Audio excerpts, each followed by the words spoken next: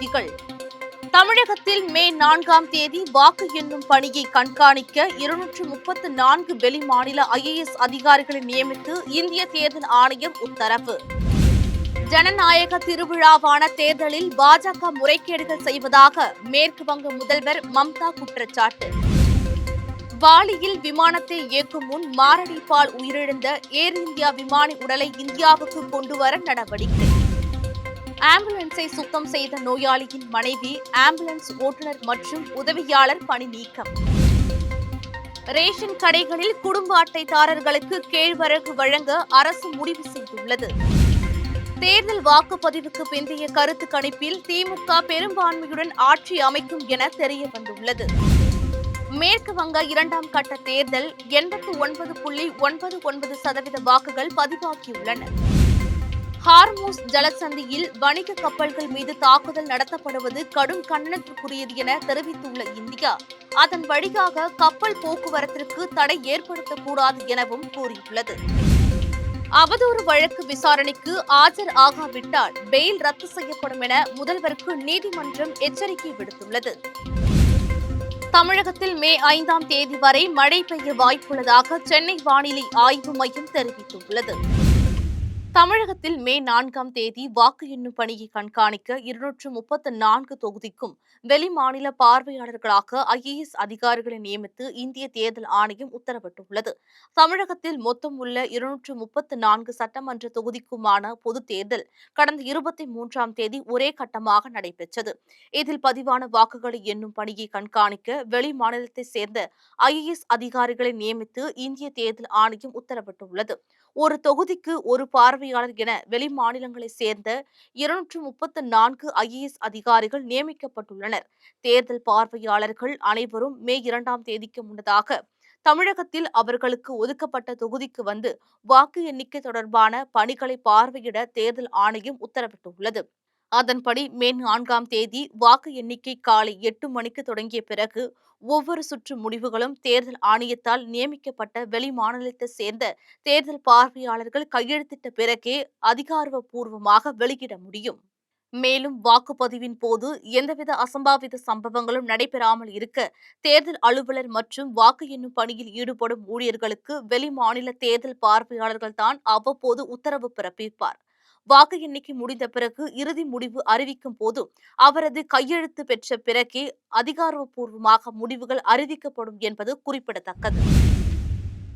மேற்கு வங்க சட்டப்பேரவை தேர்தலில் முறைகேடு செய்ய பாரதிய ஜனதா கட்சி முயல்வதாக குற்றம் சாட்டியுள்ள முதல்வர் மம்தா பானர்ஜி, மத்திய படைகளும் தேர்தல் பார்வையாளர்களும் பாஜகவின் ஏவல்படி செயல்படுவதாகவும் தெரிவித்தார். மேற்கு வங்கத்தில் 2ஆம் கட்ட வாக்குப்பதிவு நடைபெற்று வரும் நிலையில் தான் போட்டியிடும் பாபனிபூர் தொகுதியில் உள்ள பல வாக்குச்சாவடிகளுக்கு நேரில் சென்ற மம்தா பானர்ஜி, இந்த தேர்தலில் அதிகாரிகளால் ஜனநாயக நெறிமுறைகள் கடுமையாக மீறப்பட்டுள்ளதாக குற்றம் சாட்டினார்.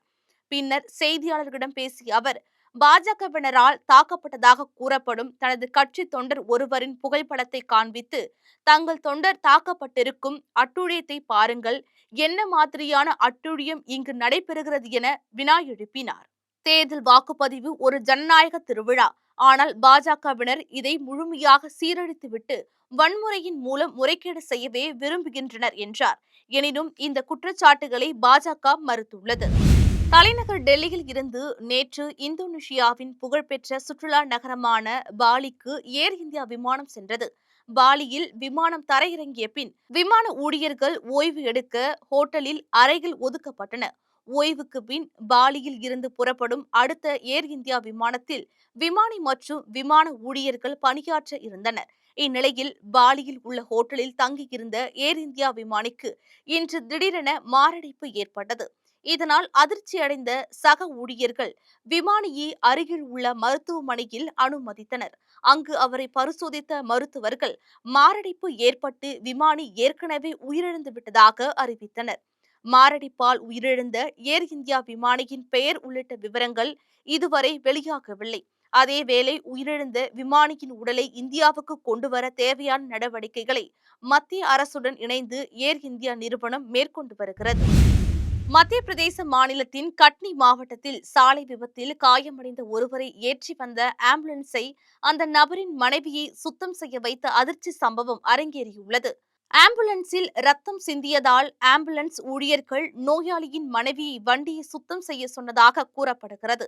இந்த வீடியோ வைரலான நிலையில் 108 ஆம்புலன்ஸ் ஓட்டுநர் மற்றும் அவசர மருத்துவ உதவியாளர் உடனடியாக பணிநீக்கம் செய்யப்பட்டு விசாரணைக்கு உத்தரவிடப்பட்டுள்ளது.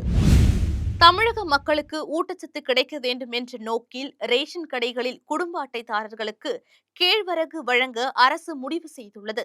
இதற்கான முதற்கட்ட கொள்முதல் பணிகள் தற்போது தமிழக அரசின் நுகர்பொருள் வாணிப கழகத்தால் மேற்கொள்ளப்பட்டு வருகின்றன. ரேஷன் கடைகளில் கார்டுதாரர்களுக்கு கேழ்வரகு வழங்க அரசு எடுத்துள்ள இந்த முடிவு பொது விநியோக திட்டத்தில் ஒரு மாற்றமாக அமையும். தமிழக சட்டசபைக்கு ஏப்ரல் 23ஆம் தேதி ஒரே கட்டமாக தேர்தல் நடந்தது. 118 தொகுதிகளில் வெற்றி பெறும் கட்சி ஆட்சியை பிடிக்கும். இந்நிலையில் தமிழகத்தில் ஆளும் கட்சியே வெல்லும் என NDTV, People Plus, Matrix, Republic, PMarq கருத்து கணிப்புகளில் தெரிவிக்கப்பட்டுள்ளது. இதில் டைம்ஸ் நவ் மட்டும் எதிர்க்கட்சியான அதிமுக அதிக இடங்களை பெற்று ஆட்சியை பிடிக்கும் என தனது கருத்து கணிப்பில் தெரிவித்துள்ளது. மேற்கு வங்க சட்டசபை தேர்தலின் இறுதிக்கட்ட வாக்குப்பதிவு இன்று விறுவிறுப்பாக நடந்து முடிந்தது. மாலை 5 மணி நிலவரப்படி 89.99% வாக்குகள் பதிவாகியுள்ளன. மேற்கு வங்க மாநிலத்தில் உள்ள 294 சட்டசபை தொகுதிகளுக்கு தேர்தல் 2 கட்டங்களாக அறிவிக்கப்பட்டது. முதல்வர் மம்தா பானர்ஜி தலைமையிலான ஆளும் திரிணாமுல் காங்கிரஸ் கட்சிக்கும் பாஜகவுக்கும் இடையே நேரடி போட்டி நிலவி வருகிறது. கடந்த 23ஆம் தேதி 152 தொகுதிக்கு நடந்த முதற்கட்ட வாக்குப்பதிவின் போது முன் எப்போதும் இல்லாத வகையில் 91.78% வாக்குகள் பதிவாகி மிகப்பெரிய சாதனை படைத்தது. இதைத் தொடர்ந்து இன்று இரண்டாம் மற்றும் இறுதிக்கட்ட தேர்தல் 142 தொகுதிகளில் விறுவிறுப்பாக நடந்து முடிந்தது. மத்திய கிழக்கு பகுதியில் நிலவும் பதற்றம் தொடர்பாக ஐநா பாதுகாப்பு கவுன்சில் கூட்டத்தில் இந்தியாவின் அறிக்கையை ஐநாவுக்கான துணை தூதர் யோஜனா படேல் தாக்கல் செய்தார். அப்போது பேசிய அவர், நாட்டின் எரிசக்தி மற்றும் பொருளாதார பாதுகாப்பு சார்ந்த விஷயங்களில் ஹார்மூஸ் ஜலசந்தியில் வணிக கப்பல்கள் மீது தாக்குதல் நடத்தப்படுவது கவலை அளிக்கிறது. ராணுவ நடவடிக்கையின் போது வணிக கப்பல்களை குறிவைக்கக்கூடாது. அத்தகைய நடவடிக்கைகள் கண்டனத்திற்குரியது. இந்த மோதலில் கப்பலில் இருந்த இந்திய மாலுமிகளின் விலைமதிப்பற்ற உயிர்கள் பறிக்கப்பட்டது இந்தியாவுக்கு கவலை அளிக்கிறது. வணிக கப்பல்களை குறிவைப்பதும் கப்பல் பணியாளர்களின் உயிருக்கு ஆபத்தை விளைவிப்பதும் அல்லது ஹார்முஸ் ஜலசந்தியில் கப்பல் மற்றும் வர்த்தக சுதந்திரத்திற்கு தடையாக இருப்பதும் ஏற்றுக்கொள்ள முடியாதது. இந்த விவகாரத்தில் சர்வதேச சட்டம் முழுமையாக மதிக்கப்பட வேண்டும். இந்த ஜலசந்தி வழியாக பாதுகாப்பான மற்றும் தடையற்ற கப்பல் மற்றும் உலகளாவிய வர்த்தக சுதந்திரத்தை விரைவில் மீட்டெடுக்க வேண்டும் என்று பேசினார். நஜர் சிங் மன்ஷாயியா என்பவர் தொடர்ந்த அவதூறு வழக்கு மானசா மாவட்ட கூடுதல் நீதிமன்றத்தில் விசாரணைக்கு வந்தது. அப்போது நீதிபதி ரஜிந்தர் சிங் நக்பால் கூறியதாவது, சண்டிகரில் நடக்கும் முக்கியமான கூட்டத்தில் பங்கேற்பதால் நீதிமன்றத்தில் நேரில் ஆஜராவதில் விலக்கு கேட்டுள்ளார். ஆனால் வழக்கு தொடர்ந்த 2022ஆம் ஆண்டு முதல் இந்த வழக்கில் பகவந்த் மான் ஒரு முறை கூட நேரில் ஆஜராகவில்லை. இதனால் வழக்கு விசாரணை தடைப்பட்டுள்ளது. கடந்த முறை விசாரணையின் போது வீடியோ கான்பரன்ஸ் வாயிலாக ஆஜராக அனுமதிக்க வேண்டும் என்ற கோரிக்கை நிராகரிக்கப்பட்டது. ஆனால் மீண்டும் நேரில் ஆஜராக விலக்கு கேட்டு மனு தாக்கல் செய்தது. நீதிமன்ற நடவடிக்கைகள் குறித்த அவரின் நடவடிக்கை மற்றும் மனப்பான்மை எத்தகையது என்பதை காட்டுகிறது. அடுத்த முறை விசாரணைக்கு பகவந்த் மான் நேரில் ஆஜராக வேண்டும். தவறினால் இந்த வழக்கில் அவருக்கு வழங்கப்பட்ட பெயில் ரத்து செய்யப்படுவதுடன் அவர் ஆஜர் ஆகாமல் இருந்ததற்காக நடவடிக்கை எடுக்கப்படும் என தெரிவித்தார்.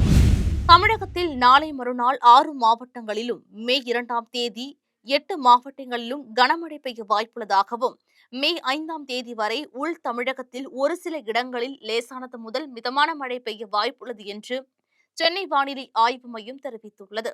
மேற்கு தொடர்ச்சி மலை, தென் தமிழகம், டெல்டா மாவட்டங்களின் கடலோர பகுதிகளில் இன்று லேசானது முதல் மிதமான மழை பெய்ய வாய்ப்புள்ளதாக சென்னை வானிலை ஆய்வு மையம் தெரிவித்துள்ளது. நீலகிரி, கோவை, ஈரோடு, சேலம், தருமபுரி, கிருஷ்ணகிரி ஆகிய 6 மாவட்டங்களில் நாளை ஓரிரு இடங்களில் கனமழை பெய்ய வாய்ப்புள்ளது.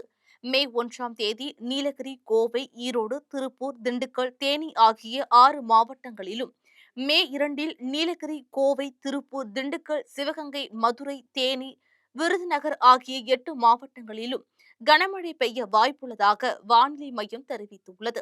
மே 3 வரை தமிழகத்தில் அதிகபட்ச வெப்பநிலை ஒரு சில இடங்களில் 2 முதல் 3 டிகிரி செல்சியஸ் இயல்பை விட அதிகமாக இருக்கக்கூடும் எனவும், அதிக வெப்பநிலையும் அதிக ஈரப்பதமும் இருக்கும் நிலையில் கடலோர தமிழகத்தில் ஓரிரு பகுதிகளில் அசவுகரியும் ஏற்படலாம் என்றும் அதில் வானிலை ஆய்வு மையம் கூறியுள்ளது.